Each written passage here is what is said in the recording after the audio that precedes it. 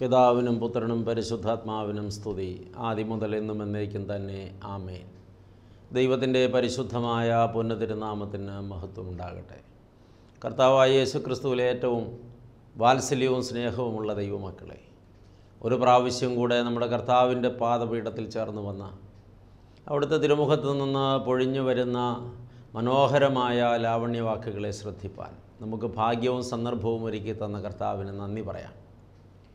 റോമാലേഖനം തരുന്ന ധാർമ്മിക പാഠങ്ങളാണല്ലോ ഈ ദിവസങ്ങളിൽ നാം ധ്യാനിച്ചു കൊണ്ടിരുന്നത്.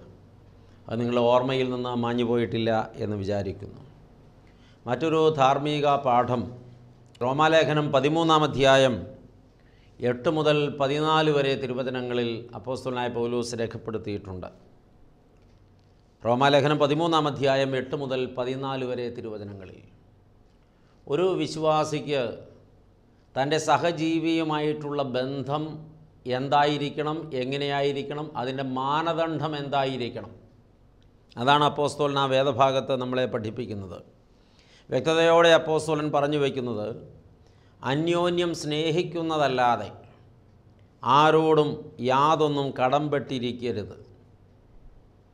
സ്നേഹം ഒരു കടമായി ആരിലും വരുന്നില്ല.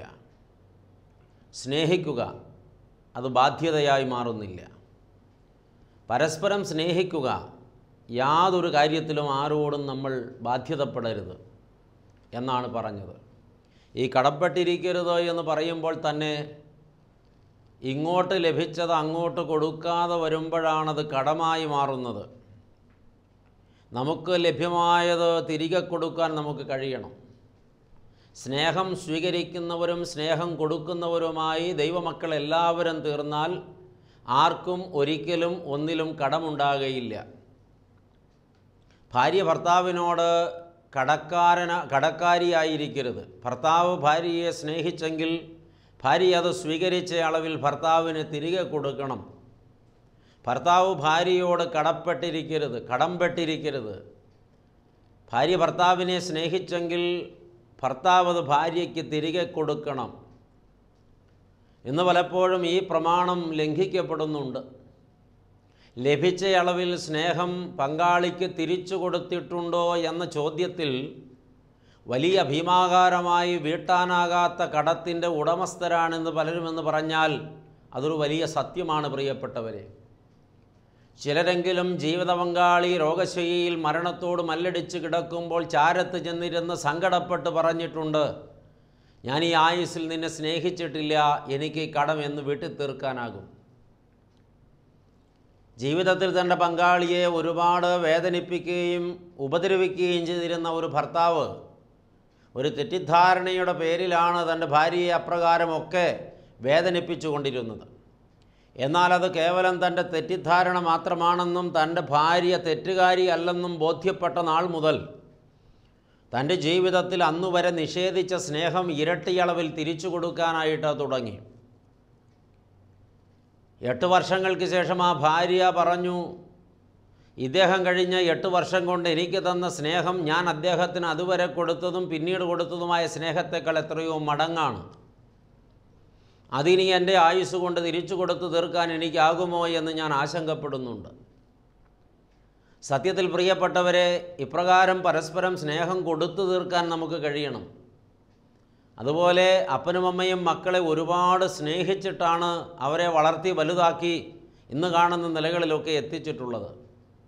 ആ മാതാപിതാക്കൾ തന്ന സ്നേഹം അതേ അളവിൽ അവർക്ക് തിരിച്ചു കൊടുക്കാനുള്ളതായ വിവേകമാണ് ഉണ്ടാകേണ്ടത്. ഇന്ന് എത്രയോ മക്കൾ അവരുടെ മാതാപിതാക്കളോട് കടംപെട്ടിരിക്കുന്നവരാണ്. ഈ ആയുസ്സിൽ ആ കടം വീട്ടാൻ കഴിയണ്ടേ? എൻ്റെ അമ്മ എൻ്റെ അപ്പൻ എനിക്ക് തന്ന സ്നേഹം ഞാൻ അവർക്ക് തിരിച്ചു കൊടുത്തില്ലെങ്കിൽ ഞാൻ അവരുടെ കടക്കാരനാണ്. മരണം വരെ അത് കൊടുക്കാൻ കഴിഞ്ഞില്ലെങ്കിൽ കടബാധ്യതയുമായിട്ടാണ് ഞാൻ മരിക്കുക. എൻ്റെ മുതിർന്ന സഹോദരങ്ങൾ എനിക്ക് തന്ന സ്നേഹം ഞാൻ തിരിച്ചു കൊടുത്തില്ലെങ്കിൽ ഞാൻ കടക്കാരനാണ്. അങ്ങനെ ഈ സംഗതിയെ വായിച്ചെടുത്താൽ ഇത് കേട്ടുകൊണ്ടിരിക്കുന്നവർ മനഃപൂർവ്വമായി മനനം ചെയ്യട്ടെ, ഞാൻ ആരോടൊക്കെ ഏതൊക്കെ അളവിൽ കടപ്പെട്ടിരിക്കുന്നുവെന്ന്. ഈ കടം വീട്ടിൽ തീർക്കാനാകട്ടെ ഇനിയുള്ള ആയുസ്സിൽ നാം പരിശ്രമം ചെയ്യുന്നത്. അതുകൊണ്ട് നമ്മുടെ ധ്യാനങ്ങളെല്ലാം അതിലേക്ക് കേന്ദ്രീകരിക്കുകയും നിഷേധിക്കപ്പെട്ട സ്നേഹം ആവോളം അവർക്ക് പങ്കിട്ട് കൊടുത്തുകൊണ്ട് അവരെ സ്നേഹത്തിൽ പൊതിഞ്ഞ് തൻ്റെ ആയുസ്സിൽ തനിക്ക് ലഭിച്ച സകല സ്നേഹത്തിനും കടം വീട്ടുവാനുള്ള ആർജവത്വം നമുക്ക് നേടാം പ്രിയപ്പെട്ടവരെ. ഇവിടെ അപ്പോസ്തലൻ പറയുന്നു, അന്യനെ സ്നേഹിക്കുന്നവൻ ന്യായപ്രമാണം നിവർത്തിച്ചിരിക്കുന്നുവല്ലോ. ഇത് കുടുംബത്തിൽ മാത്രമല്ല, സഭാവിശ്വാസ തലത്തിലും അത് അങ്ങനെ തന്നെയാണ്. വിശ്വാസികൾ ഒരുപാട് പേർ നമുക്ക് ഒരുപാട് ഇടങ്ങളിൽ ഒരുപാട് സ്നേഹം തന്നിട്ടുണ്ട്. അത് തന്നില്ലെങ്കിലും നാം അവർക്ക് കൊടുക്കാൻ പലപ്പോഴും നമുക്ക് കടമുണ്ട്. എന്നെ സ്നേഹിക്കുന്നവരെ തിരിച്ച് സ്നേഹിക്കുക എന്നുള്ളതല്ലല്ലോ ക്രിസ്തീയ നീതി. എന്നെ സ്നേഹിക്കുന്നുണ്ടോ ഇല്ലയോ എന്ന് നോക്കാതെ ഞാൻ സ്നേഹിക്കാൻ കടപ്പെട്ടവരെ എല്ലാം ഞാൻ സ്നേഹിക്കുക, സകലരെയും സ്നേഹിക്കുക, ശത്രുക്കളെയും സ്നേഹിക്കുക. അതാണ് കർത്താവ് തന്ന പാഠം. അങ്ങനെ വരുമ്പോഴാണ് അന്യനെ സ്നേഹിക്കുന്നവൻ ന്യായപ്രമാണം മുഴുവനും നിവൃത്തിയാക്കിയിരിക്കുന്നു എന്ന് മനസ്സിലാക്കുന്നത്. ദൈവത്തിൻ്റെ കൽപ്പനകളെല്ലാം ഒരാൾ പാലിക്കാൻ ഈ കാര്യം മാത്രം ചെയ്താൽ മതി എന്നാണ്. കാരണം എന്തെന്നാൽ സ്നേഹത്തിൽ സ്പർദ്ധയില്ല, വൈരമില്ല, വെറുപ്പില്ല, വിദ്വേഷമില്ല, പകയില്ല, ഈർഷ്യതയില്ല, സ്വാർത്ഥതയില്ല, അഹന്തയില്ല, മത്സരവുമില്ല. സ്നേഹം പരിപൂർണമായും കൊടുക്കുന്ന ഒരവസ്ഥയാണ്. ഈ നിലകളിലാണ് നമ്മുടെ ആത്മീയ സ്നേഹം രൂപപ്പെടുത്തിയെടുക്കേണ്ടത് എന്നാണ് ഇവിടെ അപ്പോസ്തലൻ നമ്മളെ പഠിപ്പിക്കുന്നത്. അങ്ങനെ സ്നേഹിക്കാൻ നമുക്ക് കഴിയുമെങ്കിൽ, ആ സ്നേഹം നമ്മിൽ ഉണ്ട് എങ്കിൽ നിശ്ചയമായിട്ടും നമുക്ക് മറ്റൊരാളുടേതൊന്നും കവർന്നെടുക്കാനാകില്ല, മറ്റൊരാളുടേതിലേക്ക് കടന്നു കയറാനാകില്ല, മറ്റൊരാളെ ഏതെങ്കിലും വിധത്തിൽ ചൂഷണം ചെയ്യാനാകില്ല. അതാണ് തുടർന്ന് 9-ാമത്തെ വാക്യത്തിൽ പറയുന്നത്, വ്യഭിചാരം ചെയ്യരുത്. വ്യഭിചാരം ചെയ്യുക എന്ന് പറയുമ്പോൾ പ്രിയപ്പെട്ടവരെ 2 കുറ്റങ്ങൾ അവിടെ ഉണ്ട്. ഒന്ന്, തൻ്റെ പങ്കാളിയെ വഞ്ചിക്കുക, ഒഴിവാക്കുക, അവഗണിക്കുക, വേദനിപ്പിക്കുക. 2, മറ്റൊരാൾക്ക് അവകാശപ്പെട്ടതിനെ കവർന്നെടുക്കുക, സ്വന്തമാക്കുക, ചൂഷണം ചെയ്യുക, പിടിച്ചു പറിക്കുക, അത് ആസ്വദിക്കുക. അപ്പോൾ 2 കുറ്റമാണ് വ്യഭിചാരം ചെയ്യുന്നവർ പ്രധാനമായും ചെയ്യുന്നത്. 2 പേരോടാണ്. ഒന്ന് സ്വന്തം പങ്കാളിയോട്, മറ്റൊന്ന് താൻ ആരെയാണോ ഈ കാര്യത്തിന് വിനിയോഗിക്കുന്നത് അവരുടെ പങ്കാളിയെ, അതല്ലെങ്കിൽ അവരുടെ വ്യക്തിത്വത്തെയാണത് ബാധിക്കുന്നത്. അതുകൊണ്ടാണ് വ്യക്തമായി പറയുന്നത് അരുത് എന്ന്. ഇന്ന് ലോകത്ത് ഒരുപാട് ആളുകൾ ഇതൊരു ജീവിത ശൈലി പോലെ കൊണ്ട് നടക്കുന്നുണ്ട്. അതൊരു തെറ്റാണെന്നോ പാപമാണെന്നോ ഉള്ള വിചാരം അവരെ ഭരിക്കുന്നില്ല. ഈ അരുതാത്തത് പ്രാപിക്കുന്നതിൻ്റെ കാരണം എന്താണ്? സ്നേഹം എന്ന വികാരം അവിടെ ഇല്ലാത്തത് കൊണ്ടാണ്, ആ മൂല്യം നഷ്ടപ്പെട്ടു പോയതുകൊണ്ടാണ്.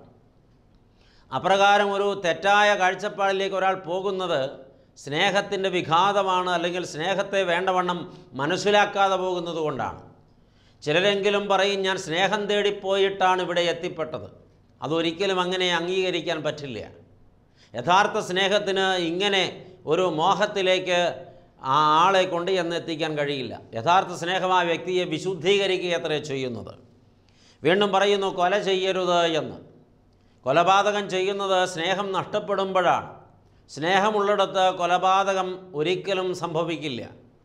സ്നേഹമാണ് അടിസ്ഥാനപരമായി ഒരാളെ ഭരിക്കുന്നതെങ്കിൽ മറ്റേയാൾ എത്ര പ്രകോപനമുണ്ടാക്കിയാലും അത് കൊലപാതകത്തിൽ വരെ ചെന്നെത്തില്ല. സ്നേഹം നാം പലപ്പോഴും ഉണ്ടെന്ന് അവകാശപ്പെടുമെങ്കിലും അത് നമ്മിൽ നിറഞ്ഞു കവിയുന്നില്ല എന്നതിൻ്റെ തെളിവാണ് നാം മറ്റുള്ളവരോട് മത്സരിക്കുന്നത്. ആ മത്സരം വാഗ്വാദമായും, വാഗ്വാദം വഴക്കായും, വഴക്കവസാനം ഒരളവ് വരെ കൊലപാതകമായും ഒക്കെ തീരുന്നത് ഈ സ്നേഹം നഷ്ടപ്പെട്ടു പോകുന്നിടത്താണ്. ഇതാണ് നാം മനസ്സിലാക്കേണ്ട അടിസ്ഥാനപരമായ ബോധ്യം.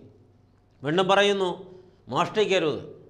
ഒരാൾ മറ്റൊരാൾക്ക് അവകാശപ്പെട്ടത് അപഹരിച്ചെടുക്കുന്നതിനെയാണല്ലോ മോഷണമെന്ന് പറയുന്നത്. മറ്റൊരാളുടെ വസ്തുവകകളോ സ്വത്തോ മറ്റൊരാളുടെ ജീവിതത്തിൽ അവർക്ക് അവകാശപ്പെട്ടത് എന്തെങ്കിലുമോ ഒരാൾ ഇങ്ങനെ കൈവശപ്പെടുത്തിയാൽ അത് മോഷണമാണ്, ചൂഷണമാണ്. സ്നേഹമുള്ളിടത്ത് അത് സാധ്യമല്ല. മോഷ്ടാവ് തന്നാൽ മോഷ്ടിക്കപ്പെടുന്ന വ്യക്തിയെ അല്ലെങ്കിൽ ആ മോഷണം നടത്തുന്ന വീട്ടിലുള്ളവരെ സ്നേഹിക്കുന്നുവെങ്കിൽ ഒരിക്കലും അവന് മോഷ്ടിക്കാൻ കഴിയില്ല. ബാങ്ക് കൊള്ളയടിക്കുന്ന ഒരാൾക്ക് ഇത് അനേകം പേരുടെ സമ്പാദ്യമാണ്, അവരുടെ ജീവിതത്തിലെ നീക്കിയിരിപ്പാണ്, അവരുടെ സ്വപ്നങ്ങളാണ്, അവരുടെ മക്കളെ വിവാഹം കഴിപ്പിക്കാൻ വെച്ചതാണ്. ഒരുപക്ഷെ ഭാവിയിൽ അവർക്ക് വിശ്രമ ജീവിതകാലത്ത് സുരക്ഷിതമാകേണ്ടതിന് അവർ കരുതി വെച്ചതാണ്, അവരുടെ അധ്വാന ഫലമാണ്, വിയർപ്പിൻ്റെയും കണ്ണുനീരിൻ്റെയും ഫലമാണ്. ഞാനത് കൈയിട്ട് വാരിക്കൂടാ എന്ന ഒരു സ്നേഹബോധം അവരിൽ ഉണ്ടെങ്കിൽ മോഷ്ടിക്കാൻ കഴിയില്ല. നിശ്ചയമായിട്ടും കഴിയില്ല. അപ്പോൾ സകല മോഷ്ടാക്കളുടെയും പ്രശ്നം അടിസ്ഥാനപരമായി അവരിൽ ദൈവസ്നേഹമോ വ്യക്തിപരമായ സ്നേഹമോ ഇല്ല എന്നുള്ളതാണ്. അതൊരിക്കലും ഒരു ക്രിസ്ത്യാനിക്ക് ചെയ്യാൻ കഴിയില്ല. യഥാർത്ഥ ക്രിസ്ത്യാനി ആരുടേതും ഒന്നും അപഹരിക്കില്ല. സ്വന്തം കൂടപ്പിറപ്പിൻ്റെ സ്വത്ത് അപഹരിക്കുന്നതും മോഷണത്തിൽ തന്നെയാണ് പെടുത്താവുന്നത്. പ്രിയപ്പെട്ടവരെ, സ്വന്തം വീട്ടിലുള്ള വസ്തുക്കൾ മോഷ്ടിക്കുന്നതും അപകടകരമായ അപമാനകരമായ ഒരു സംഗതിയാണ്. സ്നേഹമില്ലാത്തിടത്താണ് ഇതൊക്കെ സംഭവിക്കുക എന്ന് തിരിച്ചറിയുക. മാത്രമല്ല, അപ്പോസ്തലൻ പറയുന്നു, മോഹിക്കുക പോലും ചെയ്യരുത്. മോഹിക്കുന്നതും സ്നേഹമില്ലാത്തത് കൊണ്ടാണ്. മറ്റൊരാളുടെ മുതൽ ഞാൻ എൻ്റേതായി തീർന്നെങ്കിലെന്ന് മോഹിച്ചുവെങ്കിൽ ഞാൻ അയാളെ സ്നേഹിക്കുന്നില്ല. അയാളുടേതാണ്. അത് എൻ്റേതാകാൻ ഞാൻ ആഗ്രഹിക്കുകയോ മോഹിക്കുകയോ ചെയ്താൽ ഞാൻ അയാളെ സ്നേഹിക്കുന്നില്ല എന്നതാണ് അവിടെ തെളിയിക്കപ്പെടുന്നത്. ഇങ്ങനെ കർത്താവ് പറയുന്നു, ഇങ്ങനെ ആയിത്തീരുമ്പോൾ മറ്റേത് കൽപ്പനയും കൂട്ടുകാരനെ നിന്നെപ്പോലെ സ്നേഹിക്കുക എന്ന വചനത്തിൽ സംക്ഷേപിച്ചിരിക്കുന്നു. യഥാർത്ഥ സ്നേഹമാണ് ഇവിടെയൊക്കെ വെളിപ്പെട്ടു വരേണ്ടത്. കൂട്ടുകാരനെ തന്നെ പോലെ തന്നെ സ്നേഹിക്കുന്ന ഒരാൾക്ക് ഒരിക്കലും അവൻ്റെ മുതൽ മോഷ്ടിക്കാനോ അവൻ്റേത് വ്യഭിചരിക്കാനോ അവൻ്റേത് മോഷ്ടിക്കാനോ അതുമല്ലെങ്കിൽ അവനെ കൊല ചെയ്യാനോ കഴിയില്ല. ഇത് വ്യക്തതയുള്ള ഒരു ബോധ്യമായി നമ്മിൽ നിറയണം പ്രിയപ്പെട്ടവരെ. സ്നേഹം കൂട്ടുകാരൻ ഒരിക്കലും ദോഷം പ്രവർത്തിക്കുന്നില്ല എന്നാണ് അപ്പോസ്തലൻ പഠിപ്പിക്കുന്നത്. സ്നേഹം കൂട്ടുകാരൻ ഒരിക്കലും ദോഷം പ്രവർത്തിക്കുന്നില്ല. ആകയാൽ ന്യായപ്രമാണത്തിൻ്റെ നിവൃത്തി സ്നേഹം തന്നെയാണ്. യഥാർത്ഥത്തിൽ തൻ്റെ സഹജീവിയെ സ്നേഹിക്കുന്ന ഒരാൾ ന്യായപ്രമാണം മുഴുവനും നിവർത്തിക്കുന്നു എന്നാണ് അപ്പോസ്തലൻ നമ്മളെ ഉപദേശിക്കുന്നത്. ഒന്ന് ചിന്തിക്കാൻ പ്രിയപ്പെട്ടവരെ, നമ്മൾ കർത്താവിൻ്റെ കൽപ്പന പ്രമാണിക്കുന്നവരാണോ? ന്യായപ്രമാണം അനുസരിക്കുന്നവരാണോ? സ്നേഹിക്കാൻ വേണ്ടി ദൈവം നമുക്ക് തന്നവരെ നാം സ്നേഹിക്കുന്നുണ്ടോ? വാസ്തവമായി ആ സ്നേഹം നമ്മിൽ തികഞ്ഞിട്ടുണ്ടോ, നിറഞ്ഞിട്ടുണ്ടോ? കുടുംബജീവിതത്തിലെ ഇന്നത്തെ സാഹചര്യം എന്താണ്? ജീവിത പങ്കാളിയുമായിട്ടുള്ള ബന്ധത്തിൻ്റെ നിലവാരം എന്താണ്? സഹജീവികളും കൂടപ്പിറപ്പുകളുമായിട്ടുള്ള ബന്ധത്തിൻ്റെ നിലവാരം എന്താണ്? സ്വന്തം മാതാപിതാക്കളുമായിട്ടുള്ള ബന്ധത്തിൻ്റെ നിലവാരം എന്താണ്? അവിടങ്ങളിൽ വിള്ളൽ വീണിട്ടുണ്ടെങ്കിൽ നിശ്ചയമായിട്ടും നാം പരാജയപ്പെട്ടിരിക്കുന്നു പ്രിയപ്പെട്ടവരെ. ഈ മേഖലയിൽ നാം പരാജയപ്പെട്ടതിന് ശേഷം വഴിപാടുകൾ അർപ്പിച്ചിട്ട് എന്താണ് കാര്യം? സ്നേഹിക്കേണ്ടവരെ സ്നേഹിക്കാൻ കഴിയാതെ കടക്കാരായി ജീവിച്ചുകൊണ്ട് നാം നേർച്ചകൾ നേർന്നിട്ട് എന്താണ് കാര്യം? ഈ സ്നേഹത്തിൻ്റെ കടം വീട്ടാതെ നാം തീർത്ഥാടനങ്ങൾ നടത്തിയിട്ട് എന്താണ് കാര്യം? ഈ സ്നേഹത്തിൻ്റെ കടം വീട്ടി മറ്റുള്ളവരോടുമായിട്ടുള്ള ബന്ധം നമ്മൾ നേരെയാക്കാതെ നാം ആത്മീയ ജീവിതം നയിക്കുകയോ ധ്യാനം കൂടുകയോ ചെയ്തിട്ട് എന്താണ് കാര്യം? വാസ്തവമായി നമ്മുടെ ജീവിതത്തിൽ ഒരു പുതുക്കപ്പെടൽ, ഒരു തിരുത്തപ്പെടലാണ് ഈ നാളുകളിൽ ആവശ്യമായിട്ടുള്ളത്. നമ്മൾ അങ്ങനെ രൂപപ്പെടണമെന്ന് അപ്പോസ്തലൻ നമ്മളെ ഓർമ്മിപ്പിക്കുകയാണ്. 11-ാമത്തെ വാക്യത്തിലെത്തുമ്പോൾ ഇപ്രകാരമൊക്കെ ചെയ്യേണ്ടതിൻ്റെ കാരണം അപ്പോസ്തലൻ അടിവരയിട്ട് പറയുകയാണ്. അന്യോന്യം സ്നേഹിക്കണം, ആരോടും ഒന്നും കടപ്പെട്ടിരിക്കരുത്, മാത്രമല്ല കൊല ചെയ്യരുത്, മോഷ്ടിക്കരുത്, വ്യഭിചാരം ചെയ്യരുത്, മോഹിക്കരുത്, ന്യായപ്രമാണം അനുസരിക്കണം. ഇങ്ങനെ ചെയ്യേണ്ടതിൻ്റെ കാരണം എന്തെന്നാൽ നാം ഉറക്കത്തിൽ നിന്നുണരുവാൻ നാഴിക വന്നിരിക്കുന്നു എന്നിങ്ങനെ സമയത്തെ അറിയാൽ തന്നെ. പാപം ചെയ്യുന്നവരെ അപ്പോസ്തലൻ പറഞ്ഞു വയ്ക്കുന്നത് ഉറങ്ങുന്നവരെന്നാണ്. പാപത്തിൽ നിന്ന് വേറിട്ട് ജീവിക്കുന്നവരെ ഉണർന്നിരിക്കുന്നവരെന്നുമാണ് അപ്പോസ്തലൻ വിളിക്കുന്നത്. ഇരുട്ടിലായിരിക്കുന്നവരെന്ന് വേണമെങ്കിൽ പാപം ചെയ്യുന്നവരെ ഇവിടെ വ്യാഖ്യാനിക്കാം. ഉറങ്ങുന്നവർ, അവർ ഇരുട്ടിൻ്റെ അനുഭവത്തിലാണല്ലോ. അവരുടെ കണ്ണുകൾ ഇറുകെ അടച്ചിരിക്കുകയാണ്. അവരൊന്നും കാണുന്നില്ല, ഒന്നും കേൾക്കുന്നില്ല, ഒന്നും അറിയുന്നില്ല. അവരെല്ലാം മറയ്ക്കപ്പെട്ട ഒരവസ്ഥയിലാണ് ഉറങ്ങുന്നത്. മിക്കപ്പോഴും ഉറങ്ങുന്നത് രാത്രിയിലാണ്, അതും ഇരുട്ടുള്ളപ്പോഴാണ്. അതുകൊണ്ട് ഉറക്കം ഇരുട്ടിൻ്റെ ഭാഗമാണ്. ആ ഉറക്കത്തിൽ നിന്ന് ഉണരുവാൻ സമയം വന്നിരിക്കുന്നു എന്നാണ് അപ്പോസ്തലൻ പറഞ്ഞത്. വ്യക്തമായി പറയുന്നു, നാം സമയത്തെ തിരിച്ചറിയണം.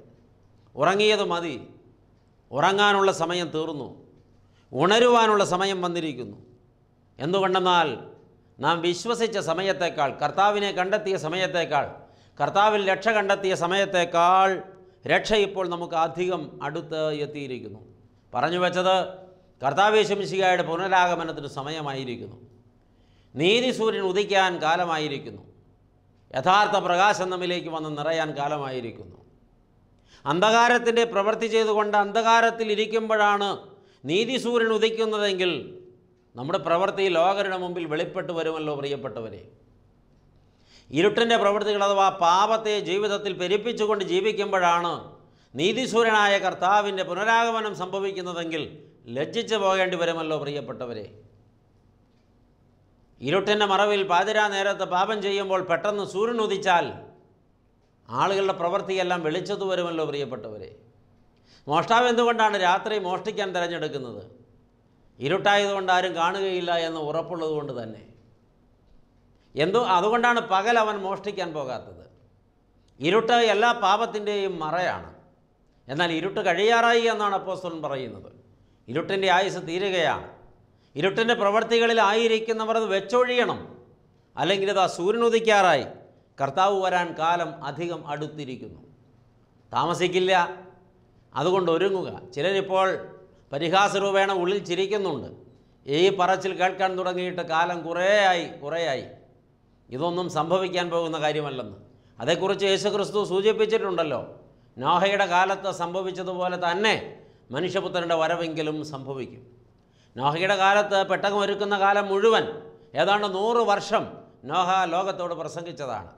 ഈ പെട്ടകം രക്ഷയ്ക്കുള്ളതാണ്, ജലപ്രളയം വരും, ഇതിനകത്ത് കയറുന്നവർ മാത്രമേ രക്ഷപ്പെടുകയുള്ളൂ, പുറത്തുള്ളവർ രക്ഷപ്പെടുകയില്ല, മുങ്ങി മരിക്കും. കേട്ടവരൊക്കെ പരിഹസിച്ച് ചിരിക്കുകയാണ് ചെയ്തത്. പ്രിയപ്പെട്ടവരെ, ഒടുവിൽ എന്തുണ്ടായി എന്ന് നമുക്കറിയാമല്ലോ. പെട്ടകത്തിനകത്തുള്ളവർ മാത്രമേ അന്ന് രക്ഷപ്പെട്ടുള്ളൂ, പുറത്തുള്ളവർ പിന്നെ കരഞ്ഞു, പക്ഷെ പ്രയോജനമുണ്ടായില്ല. അതുകൊണ്ട് പരിഹസിക്കണ്ട, ചിരിക്കണ്ട. സൂര്യൻ ഉദിക്കാറായി, ഇതാ ഇരുട്ട് കഴിയാറായി. ഇനിയെങ്കിലും സ്നേഹത്തിൻ്റെ പ്രമാണത്തിലേക്ക്, അത് വെളിച്ചത്തിൻ്റെ പ്രമാണത്തിലേക്ക്, പരസ്പരാദരവിൻ്റെ പ്രമാണത്തിലേക്ക്, കടമില്ലാത്ത സാഹചര്യത്തിലേക്ക് നമ്മുടെ ജീവിതത്തെ ഒന്ന് മാറ്റി പണിതെടുക്കുവാൻ നമുക്ക് ഇപ്പോഴാണ് ബുദ്ധി ഉണരേണ്ടത് എന്ന് അപ്പോസ്തലൻ നമ്മളെ ഉപദേശിക്കുകയാണ്. വ്യക്തമായി 12-ാം വാക്യത്തിൽ പറയുന്നു, രാത്രി കഴിവാറായി, പകലടുത്തിരിക്കുന്നു. ആമേൻ, അത് സത്യമാണ്. രാത്രി കഴിയാറായി. ഈ രാത്രിക്ക് ഇനി ഒരുപാട് നീളമുണ്ടാകുകയില്ല. തിരിച്ചറിയുക, ഇരുട്ടിൻ്റെ ഭരണത്തിന് ഇനി ഒരുപാട് കാലം ബാക്കിയില്ല. ഇരുട്ടിൻ്റെ പ്രവൃത്തികൾ ചെയ്യുന്നവർ അത് വിവേകത്തോടെ തിരിച്ചറിയുക, നിർത്തുക. പാപത്തോട്, ഭിന്നതകളോട്, കലഹങ്ങളോട്, സ്വാർത്ഥതയോട്, എല്ലാ വൈരങ്ങളോടും വിട പറയുക. സ്നേഹത്തിൻ്റെ വെളിച്ചത്തിൻ്റെ ഭാഷ സ്വീകരിക്കുക, ജീവിത ശൈലി സ്വീകരിക്കുക. അതുകൊണ്ട് നാം ഇരുട്ടിൻ്റെ പ്രവൃത്തികളെ വെച്ച് കളഞ്ഞ് വെളിച്ചത്തിൻ്റെ ആയുധവർഗം ധരിച്ചു കളയുക. ആമേൻ. അപ്പോസ്തലൻ അടിവരയിട്ട് ശക്തമായി നമ്മളോട് പറയുകയാണ്, ഇരുട്ടിൻ്റെ പ്രവൃത്തികളെ വെച്ച് കളഞ്ഞ് വെളിച്ചത്തിൻ്റെ ആയുധവർഗം ധരിച്ചു കൊള്ളുക. എന്നിട്ട് അപ്പോസ്തലൻ വ്യക്തമായി പറയുന്നു, പകൽ സമയത്ത് എന്ന പോലെ നാം മര്യാദയായി നടക്കുക. പകൽ സമയത്ത് എല്ലാവരും മര്യാദയായി നടക്കും. കാരണം മറ്റുള്ളവർ എന്നെ നടപ്പ് കാണുമല്ലോ. ഞാൻ എങ്ങനെയാണ് നടക്കുന്നത്, ഞാൻ എന്താണ് ചെയ്യുന്നത്, എൻ്റെ ജീവിത ശൈലി എന്താണെന്ന് മറ്റുള്ളവർ കാണും. അതുകൊണ്ട് മാന്യത സൂക്ഷിക്കാൻ ഇഷ്ടപ്പെടുന്ന ഏതു മനുഷ്യനും പകൽക്കാലം നല്ല നടപ്പുകാരാണ്. എന്നാൽ രാത്രികാലം അവരുടെ മാന്യത അവർ മറക്കും. അങ്ങനെയുള്ളവരെയാണ് പകൽ മാന്യന്മാരെന്ന് സ്വാഭാവിക രീതിയിൽ നാട് വിളിക്കുന്നത്. പ്രിയപ്പെട്ടവരെ, നമ്മുടെ പലരുടെയും ജീവിത ശൈലി ഇങ്ങനെയാണ്. തികഞ്ഞ പകൽ മാന്യന്മാർ.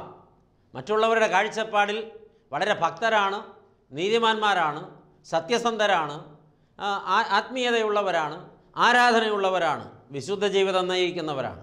എന്നാൽ ഇരുട്ടിൻ്റെ മറവിൽ രാത്രിയാമങ്ങളിൽ കൂട്ടുകൂടുന്നവരാണ്. അതുപോലെ തന്നെ മ്ലേച്ഛത പ്രവർത്തിക്കുന്നവരാണ്. മദ്യപാന സദസ്സിൽ ചില രഹസ്യ സുഹൃത്തുക്കളുമായി പങ്കിടുന്നവരാണ്. ചിലർ സുഹൃത്തുക്കളെ ആരെയും കൂട്ടാതെ ഒറ്റയ്ക്കിരുന്ന് മദ്യപിച്ച് രസിക്കുന്നവരാണ്. ചില ആളുകളുടെ രഹസ്യ ജീവിതം വ്യഭിചാര ബന്ധത്തിൽ കുരുങ്ങിക്കിടക്കുന്നതാണ്.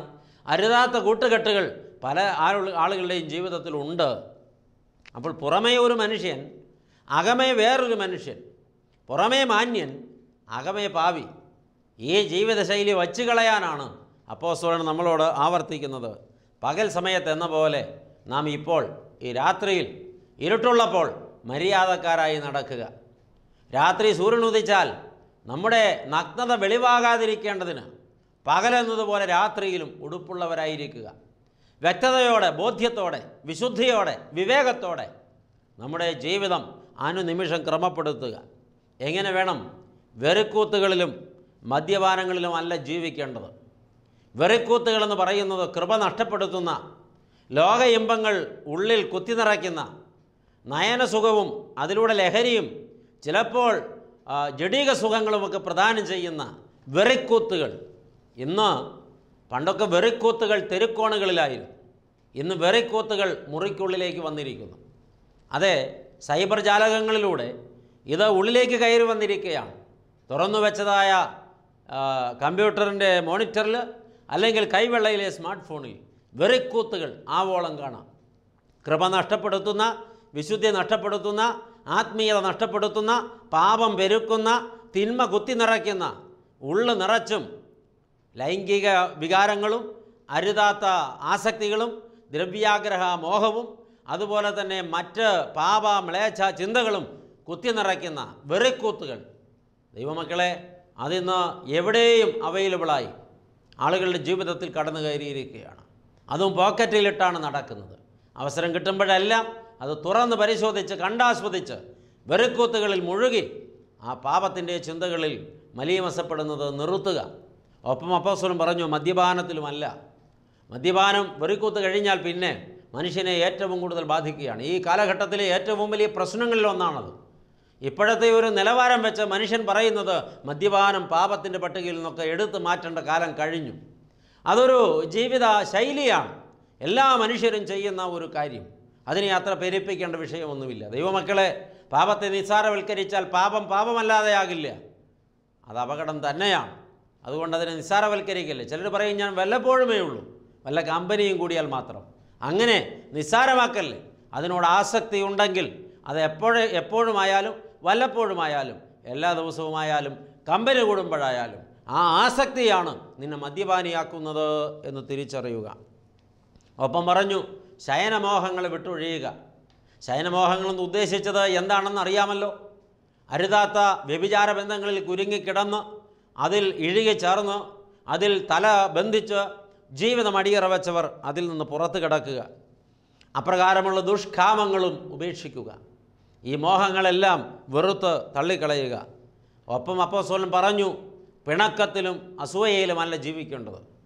ഇന്ന് പറഞ്ഞു വയ്ക്കുമ്പോൾ ഒരുപാട് പേരുടെ ജീവിതത്തെ ആഴത്തിൽ ഭരിക്കുന്ന ഏറ്റവും വലിയ പാപങ്ങളിൽ രണ്ടെണ്ണമാണ് ഈ പിണക്കവും അസൂയയും. ഇന്ന് ഒത്തിരി പേർ പരസ്പരം പിണങ്ങിയിരിക്കുകയാണ്. പിണക്കമൊരു പാപമേ അല്ല എന്നാണ് പല ആളുകളും നനച്ചു വച്ചിരിക്കുന്നത്. ഭാര്യാഭർത്താക്കന്മാർ പിണക്കമാണ്. ഒരുമിച്ച് പ്രാർത്ഥിക്കുന്നില്ല, ഒരുമിച്ചിരുന്ന് ആഹാരം കഴിക്കുന്നില്ല, ഒരുമിച്ച് അന്തി ഉറങ്ങുന്നില്ല, കണ്ണിൽ നോക്കി ചിരിക്കുന്നില്ല, പരസ്പരം ആദരിക്കുന്നില്ല, മുഖത്തോട് മുഖം നോക്കി സംസാരിക്കുന്നില്ല, ശൂന്യതയിൽ നോക്കിയാണ് പരസ്പരം ആശയവിനിമയം ചെയ്യുന്നത്. സ്നേഹം നഷ്ടപ്പെട്ടു പോയതുകൊണ്ടല്ലേ പ്രിയപ്പെട്ടവരെ ഇങ്ങനെയൊക്കെ ആശയവിനിമയം ചെയ്യേണ്ടി വരുന്നത്? പരസ്പരം സ്നേഹിക്കാൻ വേണ്ടി മാത്രം ദൈവം വിളിച്ചു ചേർത്ത കുടുംബം ഇങ്ങനെയാണോ ജീവിതം മുന്നോട്ട് കൊണ്ടുപോകേണ്ടത്? യാന്ത്രികത അവസാനിപ്പിക്കുക, പിണക്കം തീർക്കുക. അത് പിണക്കം കൂടപ്പിറപ്പുകളോടായാലും മാതാപിതാക്കളോടായാലും ഇനി മറ്റാരോടായാലും അത് ഇരുട്ടിൻ്റെ പ്രവൃത്തിയാണ്. പിണക്കത്തിലിരിക്കുന്ന സകലരും ഇപ്പോൾ അത് മറക്കണം. എന്നിട്ട് കണ്ണിൽ നോക്കി ചിരിക്കുകയും പരസ്പരം മാപ്പ് ചോദിക്കുകയും സ്നേഹത്തിൻ്റെ ഭാഷ സ്വീകരിക്കുകയും ആ ജീവിതശൈലിയിലേക്ക് വരികയും വെളിച്ചത്തിലേക്ക് പ്രവേശിക്കുകയും ചെയ്താൽ കർത്താവായ യേശു മിശിഹ വരുമ്പോൾ ലജ്ജിച്ചു പോകേണ്ടി വരില്ല. വാശി കൂട്ടി കുറ്റം എൻ്റേതല്ല, ഞാൻ കീഴടങ്ങില്ല, ഞാൻ താഴാൻ തയ്യാറല്ല, എനിക്കൊരു തെറ്റും പറ്റിയിട്ടില്ല എന്ന അഹങ്കാരമാണ് ഭരിക്കുന്നതെങ്കിൽ കൊടുക്കേണ്ടി വരുന്ന വില വളരെ വലുതായിരിക്കുമെന്ന് താക്കീത് ചെയ്യാതിരിക്കാൻ പറ്റില്ല. അതുകൊണ്ട് ഒരുങ്ങിക്കൊള്ളണം പ്രിയപ്പെട്ടവരെ. മറ്റൊരു മാരക പാപമാണ് അസൂയ. മറ്റൊരാളുടെ പുരോഗതി, വളർച്ച, മെച്ചപ്പെടൽ, അവർക്ക് ലഭിക്കുന്ന അംഗീകാരങ്ങൾ ഒന്നും സഹിക്കാൻ പറ്റുന്നില്ല. അതിൻ്റെ പേരാണ് അസൂയ. അവരെ എപ്പോഴും കുറ്റപ്പെടുത്തുക, മോശക്കാരായി ചിത്രീകരിക്കുക, ഉന്നതന്മാരായ ആളുകളെക്കുറിച്ച് മോശം വാർത്തകൾ പടച്ചെടുത്ത് പ്രചരിപ്പിക്കുക, സമൂഹം മൊത്തം ആദരിക്കുന്ന ആളുകളെക്കുറിച്ച് വളരെ മ്ലേച്ഛമായ ഭാഷ സംസാരിക്കുക. ഇതെല്ലാം ഉരുത്തിരിയുന്നത് അസൂയയിൽ നിന്നാണ്. കൂടപ്പിറപ്പുകൾക്ക് നന്മ പുരോഗതി ഉണ്ടായാൽ അതിനെ സമൂഹത്തിൽ വിമർശിക്കുക, അവഹേളിക്കുക.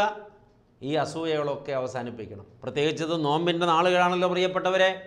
ഈ നോമ്പ് നാളുകളിലെ നമ്മുടെ ധ്യാനത്തിന് ഏറ്റവും ഉതകുന്ന നല്ല ചിന്തകളാണ് ഇന്ന് അപ്പോസ്തലനിലൂടെ പരിശുദ്ധാത്മാവ് നമുക്ക് തരുന്നത്. അതുകൊണ്ട് ആ ചിന്താഗതികളൊക്കെ വിട്ടുകളയുക. എന്നിട്ട് കർത്താവായ യേശു ക്രിസ്തുവിനെ തന്നെ ധരിച്ചു കൊള്ളുക. മോഹങ്ങൾ ജനിക്കുമാറ് ജഡത്തിനായി ചിന്തിക്കരുത്. ജഡത്തിൻ്റെ പ്രവൃത്തികളെല്ലാം വിട്ടുകളയുക. ഇതാ ഇരുട്ട് കഴിയാറായി, സൂര്യനുദിക്കാറായി. സ്നേഹത്തിൻ്റെ പ്രമാണത്തിൽ ഒരുമിക്കുക. ഇരുട്ടിൻ്റെ സകല ചിന്തകളും പ്രവൃത്തികളും വെച്ചൊഴിയുക. നിർമ്മലരാവുക, വിശുദ്ധരാവുക. കർത്താവിനെ എതിരേൽപ്പാൻ, വെളിച്ചത്തിൽ പ്രവേശിപ്പാൻ ഒരുങ്ങുക. ഇതാണ് ഇന്ന് നമുക്ക് നൽകുന്ന സന്ദേശം. നമുക്ക് പ്രാർത്ഥിക്കാം, തലകളെ വണക്കാം, കണ്ണുകളെ അടയ്ക്കാം. സർവശക്തനായ ദൈവമേ, ഞങ്ങളെ സന്ദർശിച്ച കൃപയ്ക്കായിട്ട് സ്തോത്രം. ഇന്ന് ഞങ്ങളുടെ ജീവിതത്തിൽ വളരെ ആഴമായ ചില പ്രായോഗിക ചിന്തകൾ തന്നല്ലോ. സ്നേഹത്തിൻ്റെ ആവശ്യകത, അതിൻ്റെ പ്രായോഗികത, അത് ഞങ്ങൾക്ക് തരുന്ന മാനം, അത് ഞങ്ങളെ ദൈവമക്കളാക്കി തീർക്കുന്ന വിധമൊക്കെ ഞങ്ങളെ പഠിപ്പിച്ചല്ലോ. ഇരുട്ടിൽ നിന്നും, ഇരുട്ടിൻ്റെ പ്രവൃത്തികളിൽ നിന്നും വേർപാടനുഷ്ഠിക്കുവാൻ വ്യക്തതയോടെ ഇന്ന് ഞങ്ങളെ പഠിപ്പിച്ചല്ലോ. കർത്താവായ ദൈവമേ, ഞങ്ങളെ കേൾപ്പിച്ചതായ ഈ ചിന്തകൾ ഉള്ളിൽ സ്വാംശീകരിച്ച് ഇന്ന് തന്നെ ഞങ്ങളുടെ തെറ്റുകൾ തിരുത്തി ഇരുട്ടിൽ നിന്ന് വെളിച്ചത്തിലേക്ക് മാറി പരസ്പരമുള്ള സ്നേഹാദരവുകളോടെ വെളിച്ചമാകുന്ന കർത്താവിനെ എതിരേൽപ്പാൻ ഞങ്ങൾ ഒരുങ്ങുവാനും ഞങ്ങളെ തന്നെ ഒരുക്കുവാനും ഞങ്ങൾക്ക് കൃപയും ഭാഗ്യവും തരുമാറാകണമെന്ന് പ്രാർത്ഥിക്കുന്നു. ഞങ്ങളെ കേൾപ്പിച്ച ഈ നല്ല സന്ദേശത്തിനായിട്ട് സ്തോത്രം. ഇത് ഞങ്ങളുടെ ജീവിതത്തിൽ വലിയ പുതുക്കപ്പെടലായി മാറട്ടെ. ഈ നോമ്പ് നാളുകൾ ദൈവമേ ഞങ്ങൾക്ക് വലിയ അനുതാപത്തിനും സമർപ്പണത്തിനും വിശുദ്ധീകരണത്തിനും ഉതകുമാറ് ഞങ്ങളോട് സംസാരിച്ചതിനാൽ അങ്ങേക്ക് സ്തോത്രം. ഞങ്ങളെ താഴ്ത്തി പാദപീഠത്തിൽ സമർപ്പിക്കുന്നു. പ്രാർത്ഥന കേട്ടതുകൊണ്ട് ഞങ്ങൾ അങ്ങയെ സ്തുതിക്കുന്നു. ഞങ്ങൾ നിനക്കും നിൻ്റെ പിതാവിനും പരിശുദ്ധാത്മാവിനും സ്തുതി സ്തോത്രങ്ങൾ അർപ്പിക്കുന്നു, ഇപ്പോഴും എപ്പോഴും എന്നേക്കും തന്നെ. ആമേൻ.